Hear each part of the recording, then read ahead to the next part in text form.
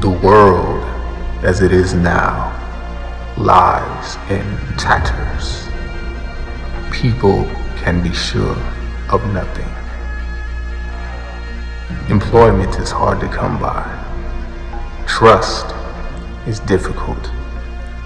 And even love itself seems like it is in short supply. But it wasn't always like this. No. In fact, things were once quite different. And I refuse to let the memories of better days be lost. So I now relate to you a brief chronicle of yesteryear, told through the eyes of a young black man navigating his way through life. This is 2007.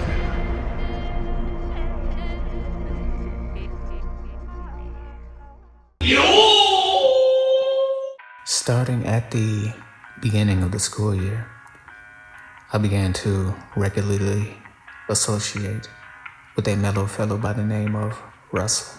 In previous years, since the beginning of high school, Russell and I had our ups and downs, but this year saw the formation of a friendship. In short, I offered my relationship advice to him, and he continued to make poor decisions about the women he dated. It should be said, he was a good-looking lad and of good stature and temperament. However, the girls he dated could be summarized in one word: questionable. Each and every single girl he consorted with, from freshman to senior year, was eventually found to have cheated on him at some point in time. And of course, he told me each and every single time he started dating someone else that this girl was different. And this girl was the one, which caused me to pity him. I couldn't figure out why this kept happening until I saw the way he treated his lady friends. Chocolates, love notes, poems, treating them as good as he possibly could, and they repaid him by sleeping around. At various junctures, I became personally involved with his affairs, sometimes becoming a messenger when him and his scallywags were not on speaking terms, and other times just talking to the girls and trying to convince them that they shouldn't treat him like garbage. In any case, because of his choice in female companionship, he eventually got into serious arguments with his parents that caused him to end up being kicked out of his house. We had become quite close by this time and strutted through town most days after school, something that eventually caused him to meet my female friend, Katerina, or Kat for short. They were friends at first, but being as they were both single and prone to mingle, they inevitably began to date, which seemed incredible to me as he himself didn't have a concrete place to lay his head down at night. But in truth, I envied him, because as time went on, it was clear that Kat developed quite a hankering for his affections, and I once had strong feelings for myself. But this could not be helped. I actually remember one time the previous year when me and Kat had walked around town for close to 2 hours during our final exams in 2006, talking about various things, but especially how her boyfriend Boris, an insanely muscular black dude who I was friends with and weight training rivals with, was mistreating her. I must admit that I was beginning to catch feelings for her myself that year. But as Russell had finally found the girl that would treat him right, I said nothing, and we simply became even closer comrades. Now, mind you, at this time, my family and I were residing at my stepfather's mother's house due to the fact that our previous house had become more or less uninhabitable. The roof had been incomplete for quite some time, and the interior of the house gradually succumbed to water damage, mildew, and mold, which led us to move into my stepfather's mother's house for safety reasons. As an aside, I also recall that an assortment of creatures made their way into the ceiling of the house, including but not limited to squirrels, raccoons, and once upon a time I found myself engaged in combat with an actual bat. I was fortunately the victor. These critters, especially the squirrels, would rambunctiously scurry about through the ceiling insulation, disrupting my sleep and peace of mind, and I lived in terror of them someday penetrating through the thin wood above my upstairs room. But I digress. Me and my step-grandma, Helen Wagner, had not been getting along for the majority of the year because of the fact that I wasn't as talkative as she would have liked, which she perceived as some sort of personal affront. Added to this tension was the fact that I was staying out late around time with Russell and sometimes not coming home at all. At this point, which was nearing the end of the school year, I had made a habit of staying out till late at night, sometimes till 1 o'clock or later. In fact, I often stayed out way past curfew, walking around town with Russell. Around the end of April, Mrs. Wagner had definitely had enough. And one day after I had not come home the previous night, I got home from school to find all of my stuff bagged and boxed up. I was in a state of shock, as I had not really believed that she would kick me out. But beyond that, I realized I now had no place to live. I called my mom and told her what had happened, and she told me I was out of luck. But then again, the freedom was absolutely amazing. I can still feel the wind whistling through my afro as I rode my bike around town at 4 in the morning. No one able to tell me otherwise, skipping school and detentions, with no worries of having to deal with my parents when I got home. The wolf in me loved not having to answer to anyone. It was indescribable. I still needed a place to lay my head, however, so I ended up staying with my older brother Mikhail Weiss for a while. Me and him were close because of the fact that before I moved to the city, him, me, my older sister Renala Weiss, my mom, and my first stepfather, Lars Weiss, all lived together for a significant period of time during my formative years. In any case, we lived in a mobile home with at least 4 other people, so space was an issue. But the 4 other people, Bygone, Russell, a different one, Liana, Eva, and Russell's mom, were all people I was already acquainted with and were like family to me, too. So there was no drama between them and I. This is not to say that there weren't interesting social dynamics at play in the household, but I will perhaps delve into those intricacies at a later date. We primarily watched movies, engaged in recreational festivities, and listened to music, often dedicating large chunks of the evening to philosophical debates and discussions about the nature of physical reality, current events, and the supernatural. I regularly indulged my affinity for video gaming, as this was the point where physical rentals were still commonplace, and I was quite invested in both singular play and competition with my housemates. All in all, I would say we got along swimmingly. There always seemed to be an abundance of sweet snacks, of which I was only too happy to partake of at any given juncture, but Mikhail was no slouch when it came to the kitchen, and I remember homemade pizza in particular that was quite scrumptious. Ultimately, this dwelling place proved a stable enough environment for me to adapt to, and I was able to pass all of my classes, despite my ongoing tumultuous experiences. My stay with Mikhail was quite pleasant and endured for some time. However, due to the fact that I was contributing very little in the way of finances and consistently depleting the cupboards and the refrigerator, it wasn't long till the household reached a general consensus that I should endeavor to seek gainful employment of a part-time nature, as I seemed to have an abundance of free time due to my sporadic attendance of school. While I found this idea reasonable, given the circumstances, I did not find it particularly attractive, and I began to ponder other options for accommodations in the immediate future. As luck would have it, one of my friends by the name of Merrick Klein suggested that I could possibly stay with him and his family upon hearing that I was looking for a change of scenery. So, that same day after school, I accompanied him to his abode and talked with his mom, Veronica, a free spirit around 50 who was known as the Tea Lady. And to my utter amazement, she said I could stay there for as long as I needed to. Notifying my parents, I had to begin moving my stuff, most of which was still at my step-grandma's house, over to the Klein's house. My experiences there were mixed.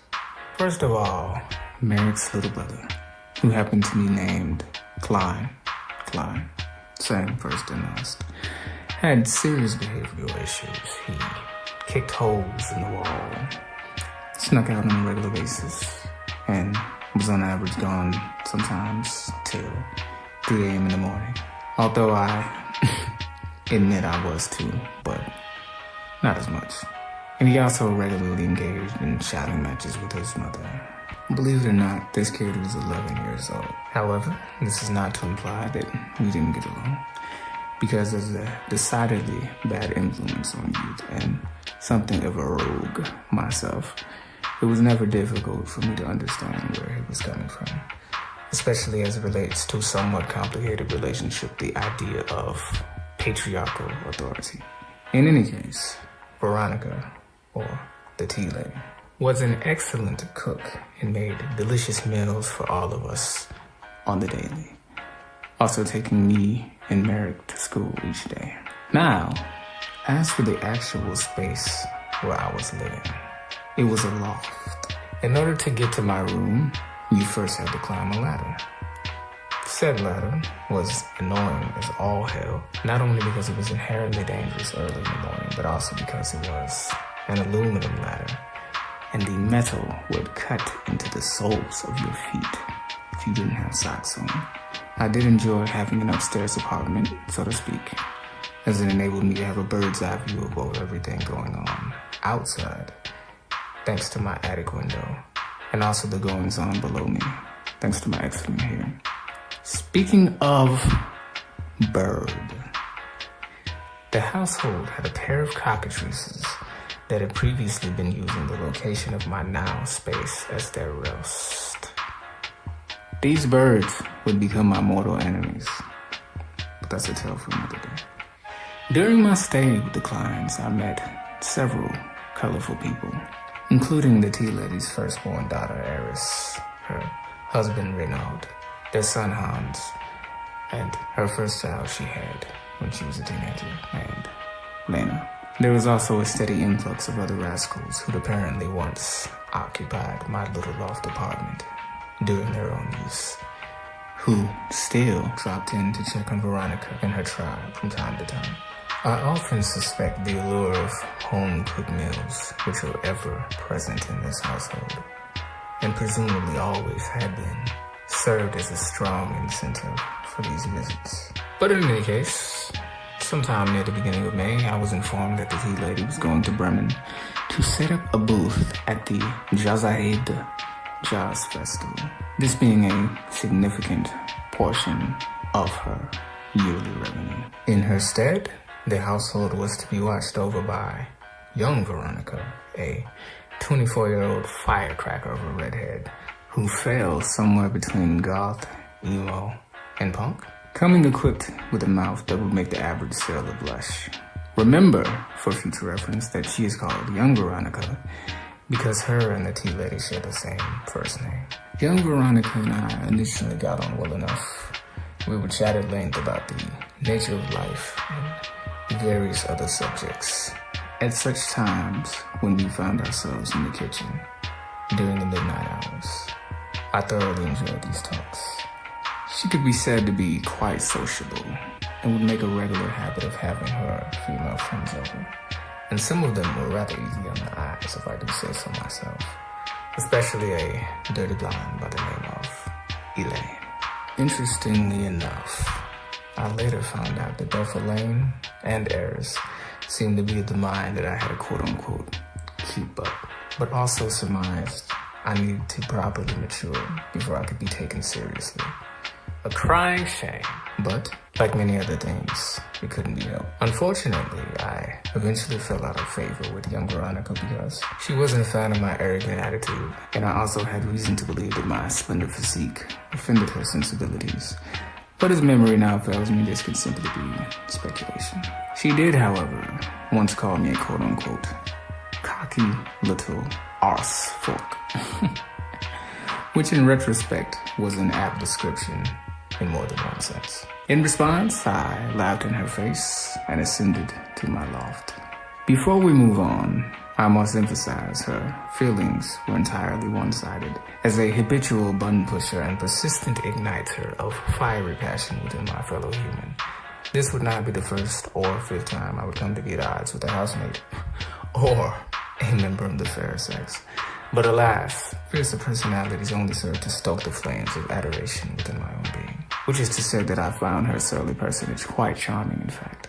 But that's neither here nor there. In any case, at this point in the year, it was nearing time for prom.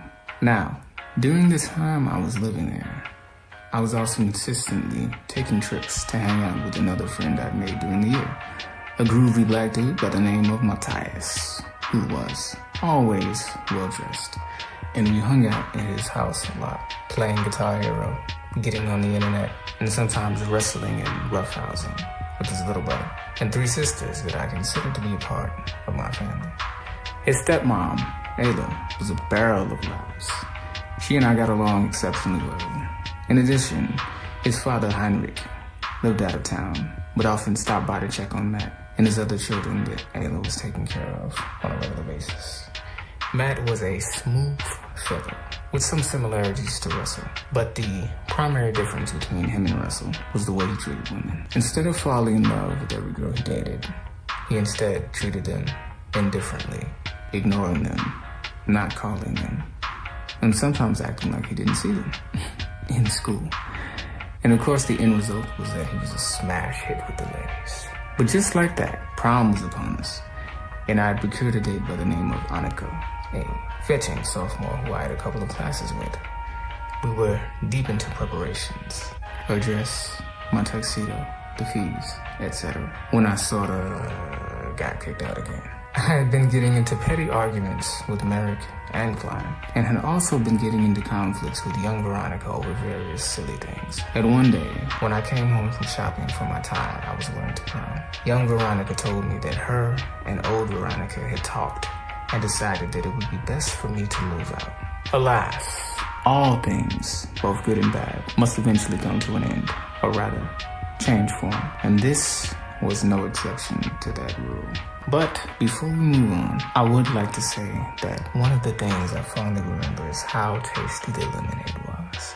It was made using actual, freshly squeezed lemons and sugar. Something about the inherent life force in foods made with love and fresh, natural ingredients has always stood out to me, and it was something I truly enjoyed while living there. I also recall the afternoon sun beaming through the porthole I call the window to the outside world, smiling down upon me, the scent of another home-cooked meal, and the chatter of family-oriented activities down below, especially on Saturdays when Eris would come to visit with her tribe in tow.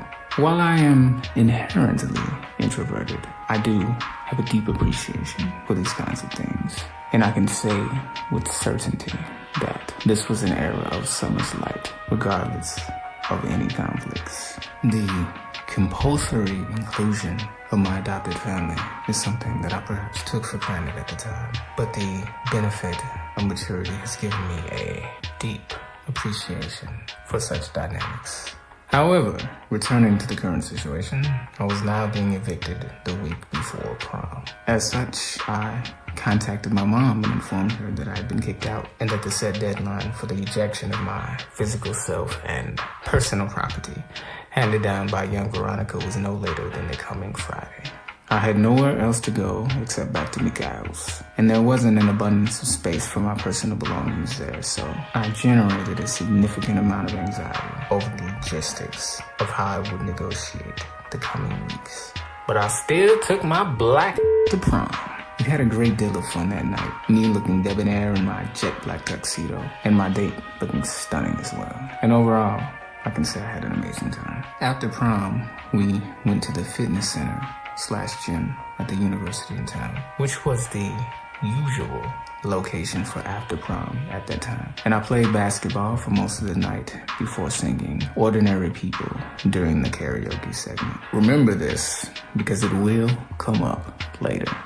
After which, I just pretty much chilled out with random friends. Immediately after the after prom activities were over, those of us who'd signed up for the amusement park trip got on the charter bus and were then on our way to Munich. We made a pit stop at a McDonald's along the way, and I bought orange juice and a bacon, egg, and cheese McGriddle, after which we proceeded to the park. About halfway through the trip, my so-called pals deserted me, and I got lost, but eventually found my way back to the bus and decided to go to sleep till it was time to return to Augsburg. Once I was alone with my thoughts, the stress of uncertainty began to affect me because of the fact I had no idea where I was going to go when I got back or if I even had a place to live. Fortunately, around the time the bus was almost back in Augsburg, my mom called me and said that Mrs. Wagner said I could move back into her house for the remainder of the school year, after which I would need to go and stay with my grandparents in Munich for the entire summer. While this wasn't necessarily optimal, I was exceptionally relieved to receive this news. As such, when I got back, I resolved to be as amicable as possible to Mrs. Wagner as to prevent future issues. Now, we find ourselves in the last quarter of school as things began to wind down, and the giddiness of swiftly approaching summer break infectiously permeates through the minds and bodies of all school-age youths, myself especially. I took the abitur, which was so freaking stressful, I barely made it through. And lo and behold, May was drawing to a close, and it was time for final exams. I somehow managed to do well on each and every one of them, and then turned my mind to plans for my imminent summertime in Munich. However, because Mrs. Wagner and I were now on significantly better terms due to my new and improved attitude, she informed me that I could in fact stay there all summer till my parents found a place, if I wanted to. As such, I decided to stick around for a while. I continued hanging out with Matt. His stepmom Anna eventually took me out to eat with the rest of the family, after which I was expected to participate in the family house cleaning activities. Fair is fair. At a certain point in early June, the younger kids left for the summer, and then it was just me, Matt, and Isla. I went with them to Berlin and helped paint one of the apartment/condo thingies Heinrich owned, after which we went to a food joint called Mog's and had some ridiculously tasty sandwiches. It was while I was hanging out with Matt that I started staying out late again, but me and Miss Wagner were cool. Plus, school was out, so she wasn't on my back like she was before. One night in early June, Matt and his girlfriend Attica were going to a party and asked me if I wanted to go. I had never been to a party before, but I wasn't opposed to the idea, so I joined them and we went on our merry way. Interestingly enough, I already knew most of the people there, so it wasn't difficult to strike up conversations. At a certain point, I was offered an alcoholic beverage, which I graciously accepted, despite my initial reservations. Being a lightweight in both literal and figurative senses, the alcohol had a profound effect on my mental state, and in short order, I found myself feeling uninhibited, especially as it related to interacting with some of the ladies present at the function. Mom repeatedly called my cell phone throughout the night as it got later, but I ignored this and continued to enjoy what I considered to be some well-deserved rest and recuperation. Around 11 o'clock, I was approached in a dimly lit room by an absolutely gorgeous blonde gal who introduced herself as Marika. She asked if I was the one who had sung Ordinary People at the after prom. I said yes. She told me it was almost her birthday and suggested that me singing for her would be an appropriate gift, but I said I was too shy to sing. However, she said pretty please, so I told her that perhaps I would at 12 when it was actually her birthday. Thus, we returned to the party. My mom was still calling my phone, but I knew I'd already passed the threshold of no return in terms of consequences. And more importantly, I was also enjoying my first party experience quite a bit, so I opted to continue my adventure. In retrospect, it's possible that she was concerned for my safety, or perhaps worried I was up to no good, as I previously ran into my fair share of mischief in the wee hours of the night. But alas, in for a pint, in for a pound. I turned my phone off and went into the living room where people were socializing and listening to music. And suddenly, the two-step remix song came on the radio. I vigorously two-stepped the entire song with a couple of other black dudes from my school, including Matt. And when we were done, we received what I presumed to be drunken applause. After which, I chilled out on the couch and partook of some pepperoni and sausage pizza someone had bought. I was yapping with various partygoers for a while before noticing it was 12 o'clock. I looked around for Matt or his girlfriend, because they were my ride, and discovered they had left. Therefore, I decided to continue conversating with people, but in no time at all, Monica materialized and indicated that the hour was upon us. She was ready for her birthday song, so I, of course, obliged her. Since I previously indicated I was shy about singing around other people, we went outside to her car and I took the time to actually behold her personage. She was a looker, to say the least. Sky blue eyes that sparkled with a hint of mischievousness, that also felt as if they could tear you apart under the right circumstances. And a healthy physique, in fact. If I recall, she was involved in some sort of athletics, but for the purpose of anonymity, I won't specify which sport. Suffice to say, I found her pleasant to look upon and acted accordingly. With the above in mind, I asked her if she thought I was handsome, and she affirmed. So, I cooked up a proposition, which was as follows. If she enjoyed my singing, then I would gladly accept a hug as payment for my services. She agreed. Unfortunately, or rather, serendipitously, this was the night of full moon, and the teensy bit of alcohol I had hitherto consumed emboldened me to push my luck. So, I further suggested that if she found my performance exceptional, I could mayhaps recur a kiss. She once again agreed, much to my delight. I then sang a verse of Ordinary People to her. She apparently liked it because she then gave me a hug, after which I demurely presented my cheek to her, expecting a pet. However, she instead opted to turn my head around to face her and started making out with me. So here I was, in the midst of Smooch City with a lovely lass behind her car on the night of a full moon. Despite my cool exterior, my internal state could only be described as ecstatic. From that point on, we were more or less inseparable for a good portion of the rest of the night. We made our way to the basement of the house, and I asked her what her favorite color was, as was standard procedure at that time. However, people kept peeking in through the basement door to see if we were clapping cheeks on the big mattress, even though we were just talking. So, we ended up going back upstairs and eventually went our separate ways for a brief while. Someone started playing music again, so I danced with a couple more girls and picked up on what I imagined to be a hint of jealousy, since she didn't seem to be a fan of my excursions with other women based on her piercing gaze, even though she also danced with a few other guys. So, in any event, she shortly gravitated back into my sphere of influence and we danced together, which culminated in her sitting on my lap whilst I ran my fingers through her hair and continued to conversate with different people at the party. By this time, it was close to 5 o'clock in the morning, and the party was naturally winding down. She said she was headed out and asked if I needed a ride home. I said yes, getting into a car, and since I knew I was surely kicked out of the Wagner house for the summer, I had her drive me to Mikael's spot. We sat in the driveway and talked for a while. At some point, I remarked that I had been kind of jealous when another dude got handsy with her while they danced. And to emphasize what I meant, I started to jokingly caress the physical manifestation of her sacral chakra through her pants. She implored me to continue, and we visited Smoot City again, whilst my wayward hands explored regions hitherto unknown, but quite welcoming indeed.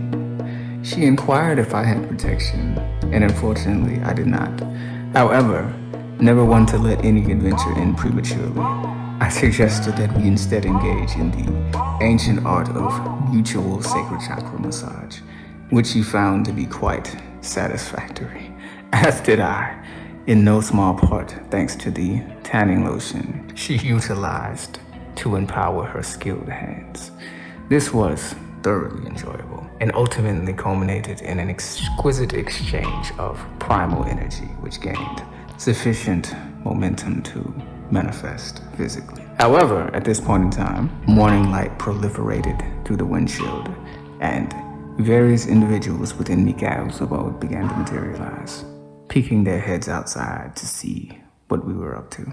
As such, Monica bid me adieu, waving as she drove off, but not before giving me her number. It had been a long, stimulating, eventful night, and I made my way inside to finally rest. However, I was only able to rest briefly because the puppy they recently got decided to relieve himself on the floor as he wasn't house trained yet, and the stench was something I couldn't easily ignore.